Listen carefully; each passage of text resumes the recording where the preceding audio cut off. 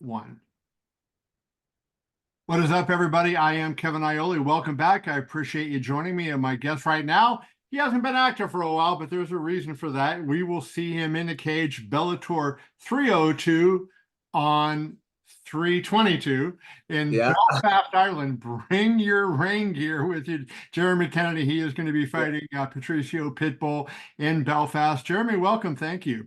Yeah. Thanks for having me on here. Absolutely. The one thing I want to start with is it's been a year, 13 months now since you fought. You were Yeah. hanging in there pretty hard for that title fight, eh?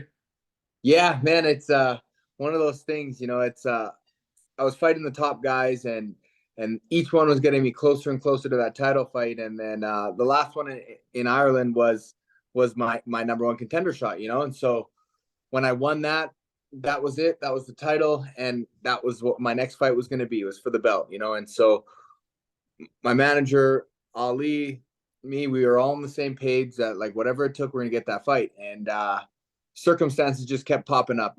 I was the next guy in line at 145, but Pitbull was going down to 35, I think that June. So I knew I had a little bit of time to wait. And then after that fight, I was still anticipating Pitbull, so I wasn't, bugging or trying to get a different fight. And then he ended up taking that short notice fight in July, out of nowhere. And so that I knew that delayed me. And then news came out a few weeks later that he was getting surgery, so he'd be out for probably the rest of the year. So again, that delayed me. And then there was talks of an interim title in December. Again, because I was sticking to that title. I've earned it, and I was Well, yeah. yeah. And then the sale with the PFL Bellator, and they canceled the December card, and November was going to be the last one for the year. So I kind of missed that cutoff. And so then that brought us to the new year. Well, what was the talk about Gallagher, though? So there was some talk that you would fight Gallagher on this card. Had you, Yeah. I don't know. So again, I was waiting for the title shot. The interim title in December fell through. And then they announced the PFL champ versus champ fight. So again, I knew I was getting passed up again. Another opportunity, bigger fight. I get what happens there. So I knew Pitbull was again busy. He squared off with, I think it was like the end of November. He squared off with the Pinedo in the cage. So I was like, okay, there goes my shot again, and it got to a point where waiting longer was going to be detrimental. If I was going to wait for Pitbull to fight and then have to wait until, the summer, that's a year and a half of sitting while healthy, while hungry and stuff. So I was like, you know what? I'll earn it again. Just give me another number one contender fight. And that's where, Gallagher in Belfast, it was billed as a number one contender. So I was just not even taking a step backwards. It was just a lateral step. It was a fight for me to go earn again, to compete again, stay active. And, of course, anything can happen, but I know I had to win that fight and to get the opportunity again. And then the timing hopefully would have worked out better. But, I mean, it all came full circle. Things happened out of my control, and it ends up being him. So let's talk about him for a second, because, an interesting situation. I think this might present an advantage for you, and I want to see if you feel this way. He fights Sergio Pettis at 135, then he takes the short notice fight that you mentioned at 150 something. I think it was 150. Yeah, 54, I think. Yeah. 54, okay. And now he's going back down again. So you're going up and down. And a lot of times, I've always heard fighters say yo-yoing up and down in weight like that isn't good for you. How do you look at it? Do you feel like that gives you some kind of advantage given, basically he's been in 3 different weight classes? Yeah, I think the biggest takeaway for me is the 35 cut, because the fight at 54 or whatever, I don't think he would have put much weight back on anyways from his bantamweight. That was only about 6 weeks apart. That one I kind of just, it's a wash for me. I don't take that as for anything other than physically knowing that he can be hurt. That seeing him hurt, it puts something in my mind that like I can do that too. Before that, he was more of like, he was the guy. He was the GOAT and whatever, and he still is. He hasn't lost at 145. So I'm still fighting that multi-division champ, defending multiple time defending champ. The guy who's never lost at 145, the best 145er in Bellator history. So I'm still looking at that. But I think the cut down to 135 is what really hurt him, because that takes a long time to put that weight back on, and I don't think he has properly with how easy he made weight, in Saudi Arabia. I just think he's a naturally just a lighter guy at 45. And the fact that he can make 135 shows that his frame, like there's no way I could make 135. So Right. I already know no matter what, I'm going to be the bigger physical guy. And who knows how long it is to put that weight back on to make it functional and proper weight that you're carrying around. Like that 135 fight would have only been 10 months by the time we end up fighting, you know? So it seems like a lot because he's had so much stuff going on, but 10 months ago, he was a 135er. And that's, to me, in my brain, there's no way this guy's going to be bigger or stronger than me. Well, how frustrating. You talked at the beginning about the delay and the reason that you had been inactive, but he hasn't defended the featherweight title since October of 22, right?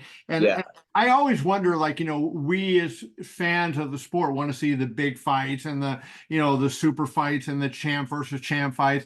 But sometimes that takes away from guys like you, where if he goes out and does something super, you end up not getting a shot at the title, or guys in your situation don't get that. As a fighter, when you hear that there's going to be those kind of fights, either interpromotional fights like he went to fight in Rise, or fighting in different divisions, is that a bad thing for the division as a whole?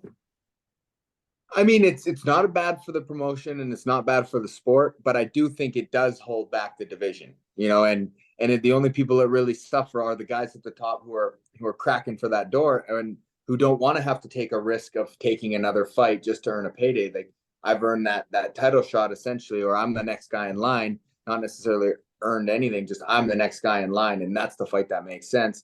And constantly getting it derailed is not ideal. Like, it just was timing. When I was right there and I was ready for that title shot, when there was no one really else above me, he went and did the Bellator vs. Ryzen, and then he did the champ versus going down a weight class to triple champ.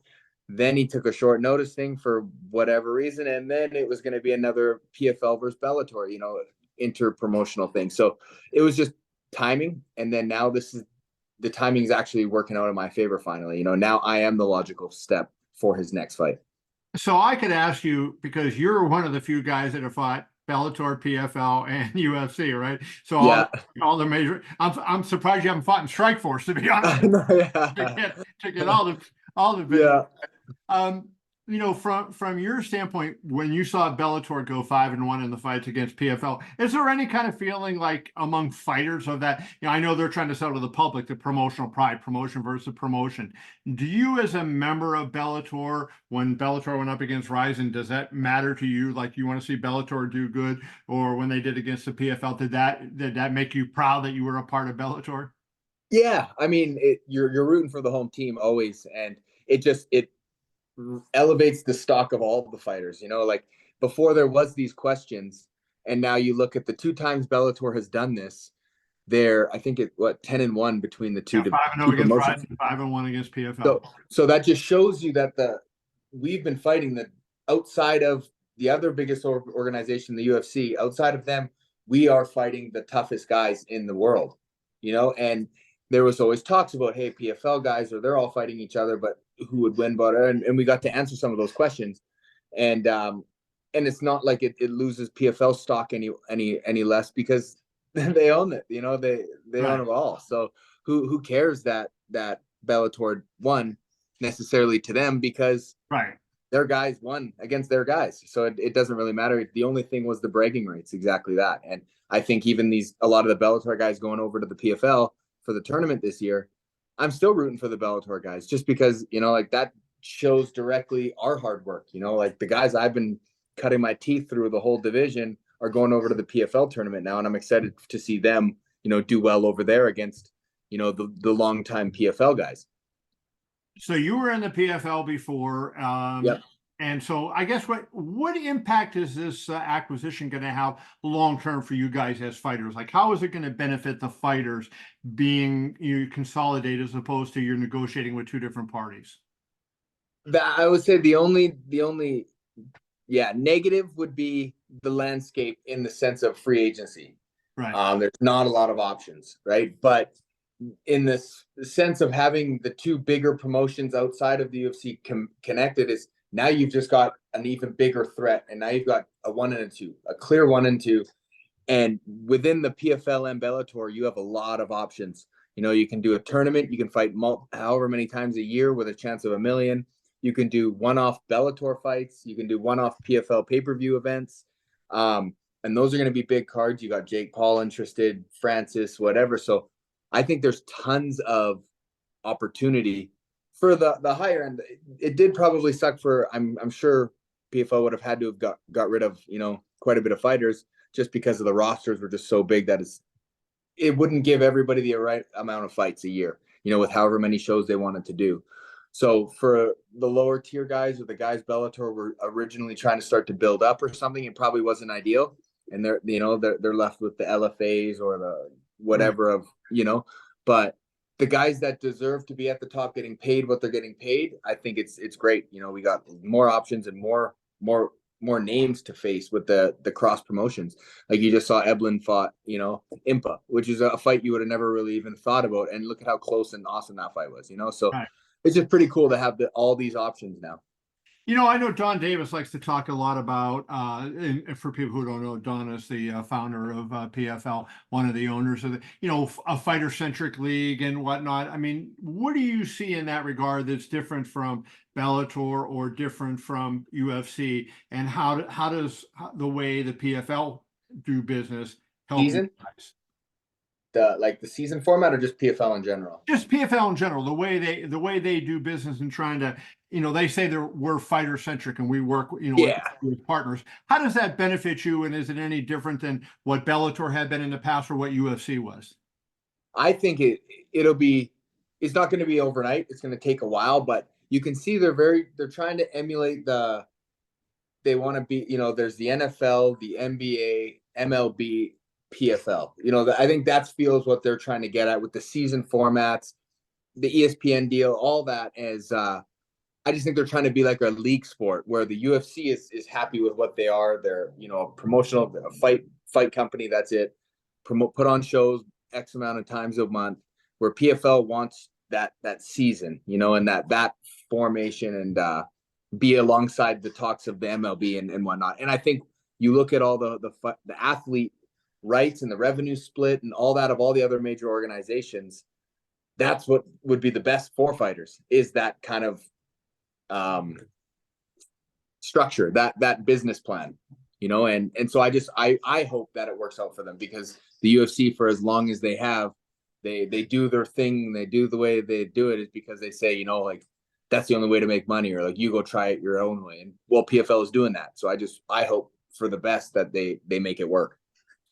So let's just talk before we wrap up about what the year is going to look like for you. So Right? I know you're confident that you're going to win this fight and hand the great Pitbull his third consecutive loss, right? So Yes, sir. First at 45, but third in a row. Yeah.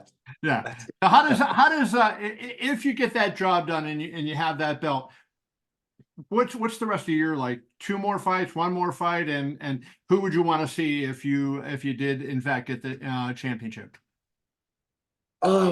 Man, it's so hard to, not necessarily look past. Like I fully am Yeah. focused on this title fight, but I do expect to win. So of course your mind wonders of what's next, and winning this fight just opens up so much more opportunity for me financially and career wise. Everything is I'm the draw. I'm in demand, you know. So everything is riding on this fight. But afterwards, you know, I don't know. I think after having a year or 13 months off, I'm due for some activity.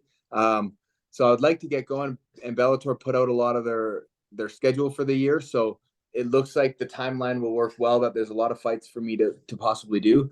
But one big one that I'm going to try to do, not necessarily an opponent, but a location, is I'm dying to fight in Japan. So I know there's a TBA on that December 31st card, New Year's Eve. So I mean, if there's anything to do and there's any brownie points I got to do to get some right, and maybe winning this fight helps me get some pull, it would be that. Opponent doesn't matter, but location is key. That's a bucket list. Well, the champ always has a lot of juice, so if you get that, Right, you know, so that all starts with this fight. So I get this fight, and then I got the opportunity. all right. Well, good luck, brother. I appreciate you as always. My man, Like to see you soon. I appreciate it. Have a good one.